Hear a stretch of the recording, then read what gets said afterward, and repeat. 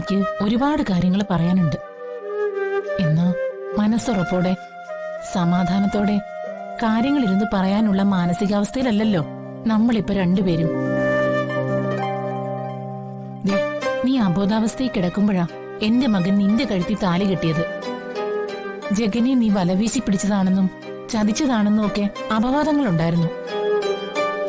അപ്പോഴും നിന്നിലെ നിരപരാധിത്വം, നിന്നിലെ ശരി ഒക്കെ തിരിച്ചറിഞ്ഞവളാ ഞാൻ. മനസ്സ് തുറന്ന് മരുമകളായി അംഗീകരിച്ചതല്ലേ ഞാൻ. നൊന്തു പ്രസവിച്ച മകന്റെ വിവാഹത്തിന് അവന് സ്വന്തമായി വരുന്ന ഒരു പെണ്ണ്, അവളെ നിലവിളക്കെടുത്ത് സ്വീകരിച്ച് കയറ്റുന്നത്, ഇതൊക്കെ ഏതൊരു പെറ്റമ്മയുടെ സ്വപ്നമല്ലേ? കോടീശ്വരന്റെ മകനായ ജഗന് വേണമെങ്കിൽ കോടികൾ തന്നെ സ്ത്രീധനമായിട്ട് കിട്ടിയേനെ. എന്നിട്ടും അത് കിട്ടാത്തതിന്റെ നിരാശയോ നഷ്ടബോധവോ ഒരിക്കൽ പോലും എന്നെ അലട്ടിയിരുന്നില്ല. സ്ത്രീധനം എന്നൊരു വാക്കുപോലും ഒരിക്കൽ പോലും ഞാൻ നിന്നോട് പറഞ്ഞിട്ടില്ലല്ലോ. പണം കണ്ടു വളർന്ന ഞങ്ങൾക്ക് സ്ത്രീ തന്നെയായിരുന്നു ധനം. അതൊക്കെ അഭിമാനത്തോടെ ഞാൻ ഓർക്കുന്നുണ്ടമ്മേ. നിന്നെ വേദനിപ്പിക്കാൻ വേണ്ടി പറഞ്ഞതൊന്നുമല്ല.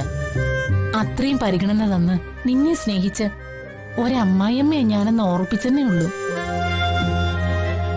അങ്ങനെയുള്ള നീ സ്ത്രീധനത്തിന്റെ പേര് പരാതി നൽകിയിട്ടുണ്ടെങ്കിൽ അത് ഏറ്റവും വലിയ തെറ്റാ.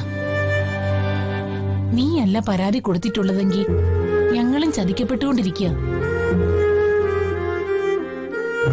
ഇതിലേതാ ശരിയെന്ന് നീ തന്നെ എന്നോട് പറയണം. നിനക്ക് എന്തും തുറന്നു പറയാനുള്ള സ്വാതന്ത്ര്യം എന്നോടില്ലേ?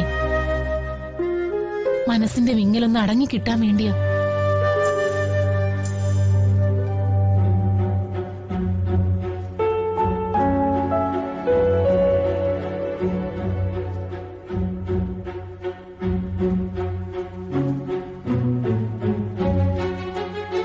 എന്താ മോളെ നിനക്ക് പറയാനുള്ളത്?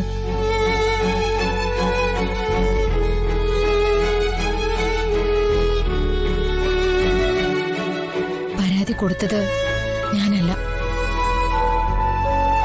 പക്ഷെ ആ പരാതി കൊടുത്തതുമായി ബന്ധപ്പെട്ട് എനിക്കൊരാളെ സംശയമുണ്ട്.